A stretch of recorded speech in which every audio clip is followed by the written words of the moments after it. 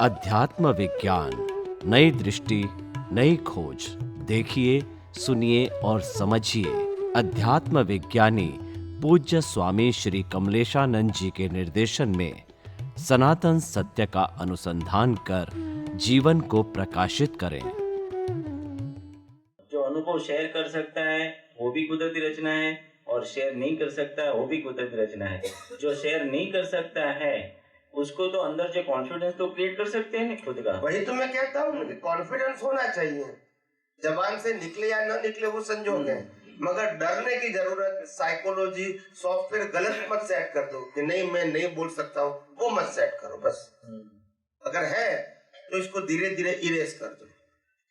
बोलना न बोलना वो तो उदय कर्म है। बिलीफ से तो मुक्त हो जाओ। आप समझे ना, बिलीफ से ही तो हम हैंडीकैप है, और क्या है। सबसे बड़ी हैंडीकैप तो वही है, अनंत भाव से। एक भाई ने प्रश्न पूछा था कि स्वामी जी बिलीफ का ये पूरी दुनिया कैसे चलती है। मैंने बोला बिलीफ से चलती है। कैसे चलती है? तो बोला बिलीफ का कोई स्ट्रॉन्ग एग्जांपल दे दो कि वास्तव में बिलीफ से ही चलती है। तो मैंने कहा जब शादी करते 20 साल की उम्र में और 7 फेरा आप घूमते हैं और 70 इयर्स की रिस्पॉन्सिबिलिटी लेते हैं बिकॉज ऑफ बिलीफ। नहीं समझ में आया तो और क्या है? तुम अलग वो अलग, 7 फेरा फरे, 70 इयर्स की रिस्पॉन्सिबिलिटी बिकॉज ऑफ बिलीफ। नहीं तो बिलीफ नहीं तो पानी का ग्लास भी नहीं देंगे। तो बिलीफ ही तो है, और क्या है। तो दुनिया पूरी बिलीफ से चलती है, मगर वो डिस्चार्ज बिलीफ है। चार्ज में करेक्शन करने का राइट आपके पास है, डिस्चार्ज में नहीं है। स्वामी जी, सब उदय कर्म का इतना है तो कुछ सही और कुछ गलत वो सोचना तो बराबर ही नहीं है ना फिर। एवरीथिंग वही तो रिलेटिव सत्य है। हाँ, मतलब अगर कोई ऐसा बोलता है, कोई कुछ करे, ये इसने गलत किया, ये सही किया, तो ये तो हो, इसको तो गलत सही गलत इस दुनिया में कुछ है ही नहीं। हाँ, वो साइंस का मतलब होता है कोई भी बात को एज इट इज प्रेजेंट करना। इसमें सही गलत वो रिलेटिव सत्य होता है। जैसे उन्होंने पूछा क्या सॉफ्टवेयर की बात हुई, तो सॉफ्टवेयर की बात मेरे को बताने के लिए एग्जाम्पल देना पड़ा कि ये मंदिर बांधने का एक उदय आया या तो समाधि बांधने का उदय आया, बस वो सॉफ्टवेयर में गलती होगी तो गलती सही नहीं है। मेरा कहने का मतलब बांधे या न बांधे वो तो उदय कर्म है, मगर जो परंपरा चलती रहेगी और उसको कनेक्टेड भी तो मोक्ष मार्ग, बस वो गलती हो गई। मंदिर भी गलती नहीं है, समाधि भी गलती नहीं है, और करने वाले ने भी उदय कर्म से ही बनाया है। मगर अभी जो हो गया और स्टैंप लगा दिया, बाद में the people they follow the tradition up to the thousands of years। तो परंपरा भी उदय कर्म ही मान सकते हैं ना। वही तो, मगर अभी आप कहोगे 50-500 साल के बाद कहोगे दादा भगवान की किताब मैंने पढ़ी, उसमें लिखा है कि मैं तो मंदिर का विरोधी हूँ, फिर आप लोग क्यों मंदिर बनाते? पर आप ऐसा कैसे बोल सकते हैं? दादा भगवान ने खुद तो बनाया है। तो फिर ये खत्म हो गया, कॉन्ट्राडिक्शन हो गया। फिर आप क्या कहोगे? तो मतलब जब ऐसा एविडेंस हो जाता है समर्थ पुरुषों से, बाद में ट्रेडिशन बन जाती है। इसको निकालना आसान नहीं है। कोई भी ज्ञानी पुरुष की बात नहीं, और कोई भी समर्थ पुरुष होंगे, जैसे प्रमुख स्वामी है, कोई चीज का एस्टैब्लिश करेंगे, उसके बाद की जनरेशन उसको फॉलो करेंगे, तो वो ट्रेडिशन बन जाएगी। नहीं तो कोई नया मुमुक्षु आएगा तो उसको ये कॉन्ट्राडिक्टरी लगेगी। तो अगर वो दादा भगवान का पढ़ेंगे, बाद की बात करती हूँ, सपोज मेरा सन आता है इसमें, तो उसको ये सब कुछ मालूम नहीं है, ट्रेडिशन नहीं मालूम, ये नहीं मालूम, कुछ नहीं मालूम। उसने पढ़ा अगर कि हाँ दादा भगवान ने तो बोला है नो मंदिर इज रिक्वायर्ड, और ये मंदिर बनाया, मतलब कॉन्ट्राडिक्शन वाली बात हो गई ना फिर। मगर उत्तर देने वाला कहेंगे कि दादा भगवान नहीं बनाया है, मतलब चेंज हो गया ना, तो फिर पूरी बात आप समझे न? तो मैं यही तो कहना चाहता हूँ, उसका अंतर आशय अलग है, मगर दुनिया तो उदय कर्म देखेंगे ना, फिजिकल प्रूफ देखेंगे ना। Now you understand? मतलब आप कहेंगे कि भी मेरे को राम का दर्शन करना है, तो आप धनुष वाला नहीं ले जाओगे तो वो नहीं करेंगे, क्योंकि उसका फॉर्मेट है, धनुष से चाहिए। तो एक डिजाइन बनाइए कि राम का मतलब ये, आप वितराग की मुद्रा ऐसी है, और आप विद्राग की मुद्रा अगर ऐसे ले जाओगे तो वो नहीं करेंगे, बोला ये विद्राग नहीं है, बिल्कुल सेट किया है ना। हाँ वो तो सॉफ्टवेयर में तब तो बहुत सारी गलत चीज है। मैंने इसीलिए तो कहा सॉफ्टवेयर में मिस कर क्यों आज मैं मंदिर में जाती हूँ बात में- और चक्षु नहीं तो भी पूछती हूँ कि अरे ये भगवान को चक्षु नहीं है मतलब दिगंबर, अरे बाप रे, तो फिर सॉफ्टवेयर बदलने में तो कितना साल जाएगा। तो इसीलिए तो मैंने क्या कहा, आपके सबके सामने एक मुद्दा रख दिया कि mistake is in software not in hardware. अभी आपको ढूंढना है कहाँ सॉफ्टवेयर में गलती है। इट्स वेरी हार्ड जॉब, मतलब जन्मों के जन्म लग जाए शायद सॉफ्टवेयर बदलने में। फिर भी मैंने कहा था ना सुबह, ओके, ऐसा ऐसा ऐसा ये है। मतलब बहुत टाइम लग जाएगा ऐसा जो लगता है। मैंने सुबह भी कहा था कि डिस्टेंस कितना है वो इम्पोर्टेंट नहीं है, हाँ, वो you are walking on a right path, that is the important. Yes. अगर आप वो देखोगे कब होगा तो टेंशन ही रहेगा, चलना है, आप समझे, राइट पाथ पे चलना है, एक दिन डेस्टिनेशन आएगा, सिर्फ देखना क्या है पाथ राइट है कि नहीं, बस। बाकी डिस्टेंस कितना बाकी है वो सोचने की जरूरत नहीं। Thank you very much. उनको दे दो। जय सच्चिदानंद સ્વામીજી यस प्लीज, આપણે इनको दे दो। આપણે કહીએ છીએ કે મોક્ષ માર્ગ માટે લાયક અને સહાયક સંજોગો, તો એની આપણી જ્યારે આપણે બોલીએ ત્યારે એની પરિણીતિ કેવી હોવી જોઈએ, આપણું દર્શન કેવું હોવું જોઈએ, મેકેનિકલ ના થઈ જાય એટલા માટે હું પૂછું। हाँ हाँ, नहीं आपने बताया, बराबर बताया कि मोक्ष मार्ग के लिए लायक और सहायक संयोग का जब भावना करते हैं तो हमारा विजन कैसा होना चाहिए ताकि मैकेनिकल नहीं हो जाए। बात सही है। मोक्ष मार्ग के लिए लायक और सहायक के अंदर हमको यही देखना है क्या लायक और सहायक है, तो भीख और भय से मुक्ति ये हमारा विजन होना चाहिए। जो भी मिले वो अज्ञान निकालने के लिए सहायक होना चाहिए और आध्यात्म के मार्ग में प्रगति के लिए सहायक होना चाहिए। भौतिक मार्ग में प्रगति के लिए सहायक नहीं होना चाहिए। कैसे भी करके ऐसा एविडेंस मिले, कोई अनुभवी ज्ञानी पुरुष मिले, अनुभवी महात्मा मिले, अनुभवी मुमुक्षु मिले, और कैसे भी माता पिता के रूप में, भाई बहन के फॉर्म में, पति पत्नी के फॉर्म में, फ्रेंड्स नेबर के फॉर्म में, जो भी मिले, मगर हमको मोक्ष मार्ग में आगे ले जाने वाला मिलना चाहिए। ये सोच होनी चाहिए हर समय। हम क्या करते हैं, अभी माँ बाप मिला, बोला नहीं फादर तो ऐसा होना चाहिए, मदर ऐसा होना चाहिए, क्योंकि उनका स्वभाव बराबर नहीं है, क्योंकि वो गरीब है, क्योंकि वो झोपड़ी में रहते हैं, क्योंकि वो गाँव में रहते हैं। तो हमारी चॉइस रिलेटिव सत्य के बेस पर है, यूनिवर्सल ट्रुथ के बेस पर नहीं है। मुक्त के लिए लायक और सहायक नहीं मांगते, सोशली लायक और सहायक मांगते हैं। ये हमारे भाई बहन ऐसे होने चाहिए, ये हमारी पति पत्नी बच्चे परिवार ऐसा होना चाहिए, उसमें रिलेटिव एंगल है, वो नहीं होना चाहिए। मोक्ष मार्ग के लिए लायक और सहायक कोई भी सोच होती है, पत्नी कैसी होनी चाहिए, पति कैसा होना चाहिए, मोक्ष मार्ग के लिए लायक और सहायक। आप समझे, एंगल की बात करता हूँ। सब कुछ यही मिलेगा, संसार तो यही मिलेगा, मगर जो मिलेगा उसमें लोग कैसा मिलेंगे, तो मोक्ष मार्ग के लिए लायक की भावना होगी, सब इसी एंगल से मिलेंगे। और संसार के लिए लायक होगा सहायक तो वैसा मिलेगा। तो ये आपका जो इंटेंशन है वो बहुत इंपॉर्टेंट है। एक्शन तो आएगा, सभी तीर्थंकरों को, रामकृष्ण को भी परिवार था, जीवन था, लाइफ था हमारे जैसा, इसलिए वो मिलना न मिलने की तो बात ही नहीं, वो तो मिलेगा, लास्ट बर्थ में भी मिलेगा। प्रश्न हमारी कोई भी भावना के साथ ये पर्पस होना चाहिए, मोक्ष मार्ग के लिए लायक और ये इंपॉर्टेंट बात है। हमको पसंद आते हैं बुद्धि से, आंखों से, वो नहीं, या पसंदी की बात नहीं है। आप समझे, हमारा आशय क्या है कि हमको जाना है, संसार से मुक्ति पाना है, तो ऐसे संजोग मिले कि उसमें वो सहायक बने। क्या बने? हाँ, वो रोकने वाले नहीं बने। આપ કહો છો કે આપણે ચરણ વિધિમાં રિલેટિવને પણ આપણે શુદ્ધિ માટે પ્રાર્થના કરીએ છીએ, તેવી રીતે વ્યવહાર શુદ્ધિ માટે પણ એમાં પ્રાર્થના આવે છે અને આત્માના ગુણોની પ્રાર્થના। તો રિલેટિવનું જ્યારે આપણે બોલીએ છીએ તો એમાં કેવી રીતે જુદું રહી, એટલે કેવી રીતે એને કરવું જેથી કરીને આપણે મોક્ષ માર્ગમાં એ સહાય વૃત્તિ થાય અને એનું કેવી રીતે આપણે શક્તિ માંગીએ, જેથી રિલેટિવ માટે જ માંગીએ છીએ અમુક વસ્તુમાં, જેમ કે 9 કલમો છે, પછી પહેલી પ્રાર્થના છે, બધું રિલેટિવને મજબૂત કરવાનું એમાં વ્યવહાર આવે છે. ये अच्छी बात है कि आप नव कलम बोलते हैं तो वो अच्छी बात है, मगर एंगल क्या रखने का है कि नव कलम का जो रिजल्ट मिले चारित्र के रूप में, वो चारित्र मेरे को मोक्ष मार्ग के लिए लायक और सहायक मिले. मेरा नव कलम के रूप चारित्र बन जाए, लोग प्रशंसा करें, लोग मेरे को रिस्पेक्ट दे, तो इसके लिए नहीं चाहिए. બરાબર.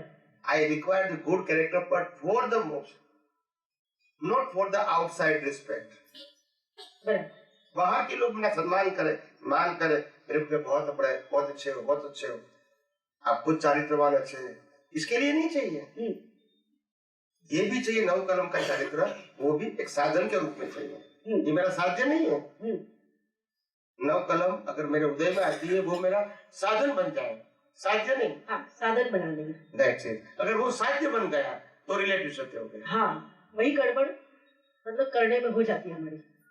जैसे जैन समाज के अंदर एक बहुत पॉपुलर उदाहरण है, एग्जाम्पल है कि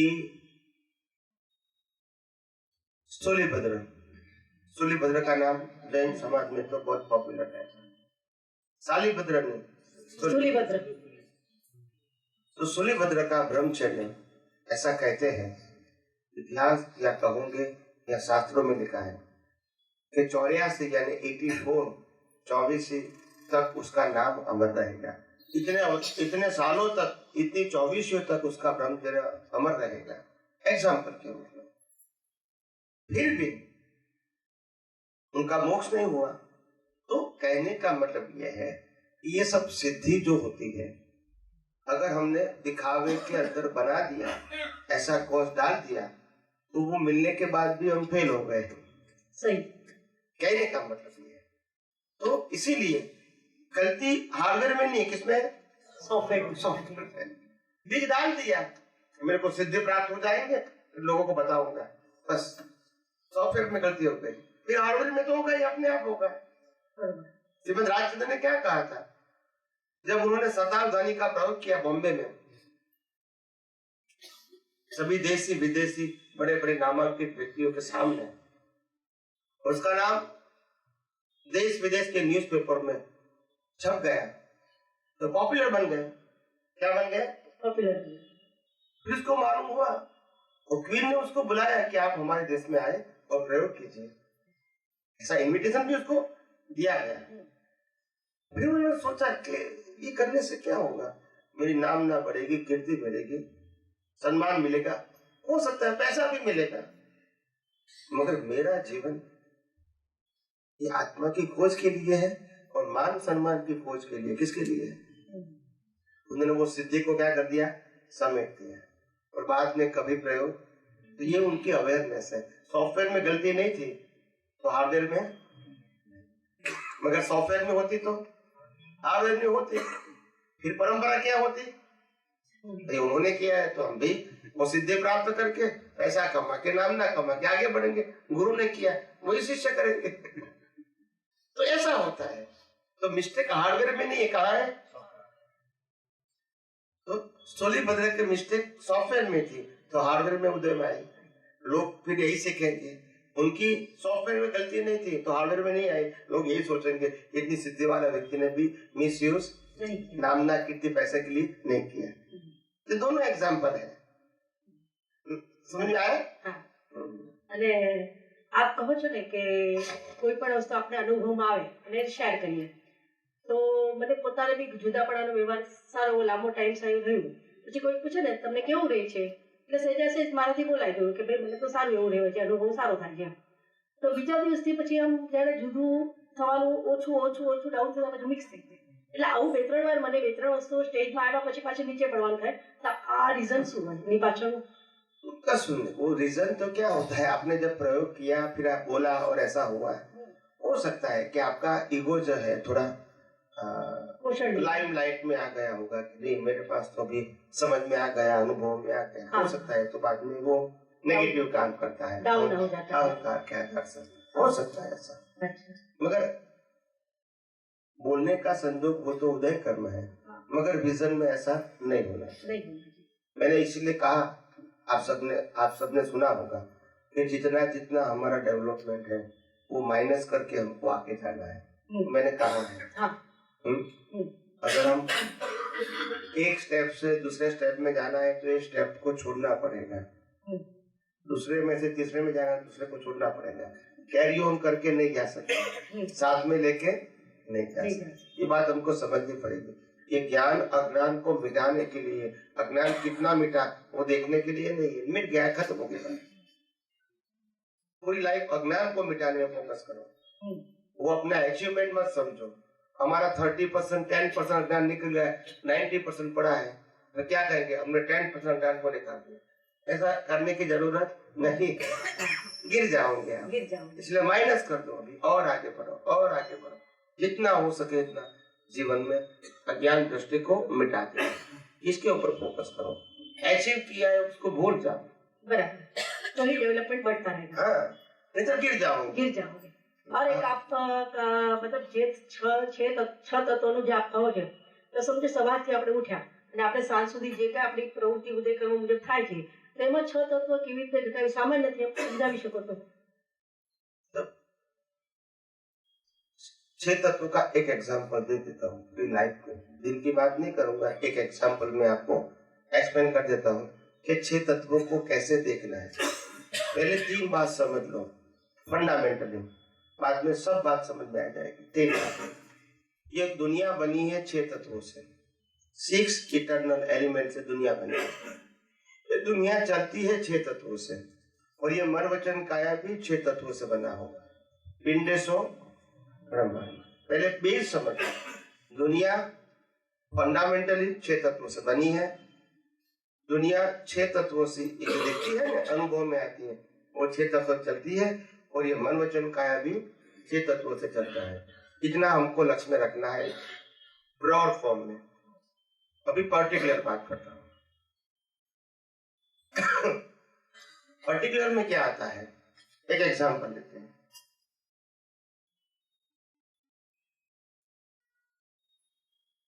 एक एग्जांपल देता हूं कि जैसे एक व्यक्ति ने दूसरे व्यक्ति का अपमान कर दिया, अभी उसमें 6 तत्व कैसे देखने का, और देखने इसके फायदा क्या है, क्या हम गेन करना चाहते हैं। हाँ, तो 6 तत्व कैसे काम करेंगे, हमको ये देखना है कि अपमान करने वाले व्यक्ति के अंदर आत्मा है, जिसका अपमान हुआ है इसके अंदर आत्मा है। तो पहले एक तत्व कॉमन है, 2 तत्व दोनों में चेतन है, बराबर है। दोनों की जो प्रकृति है वो जड़ है। हाँ, जड़ और जड़ प्रकृति ने जो कोई व्यवहार किया वो कुदरती रचना है। वो कुदरती रचना के अंदर क्या क्या है, जड़ है, हाँ, गति सहायक है, हाँ, स्थिति सहायक है, टाइम है, हाँ, और स्पेस है, और चेतन तो है ही।